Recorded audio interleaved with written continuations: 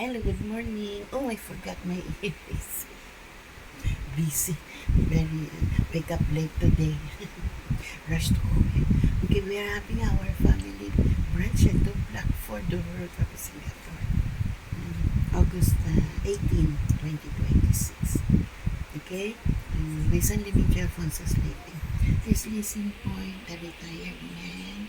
74 years in Singaporean retired. Complete name Lacing Point with the signature of advocate. Maybe some shares there. Okay, we're having our family brunch folks at the Blackford, the road of Singapore. We're having Chinese sausage with the taro fried cake. Okay, Chinese, yeah, Chinese. With the scrambled eggs. Okay, enjoy at the Blackford, the road of Singapore. Our family brunch. Okay, let's listen to ya. Yeah.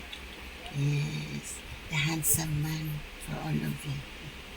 Enjoy in Singapore, our family brunch, August 18, 2026. Enjoy for Singapore.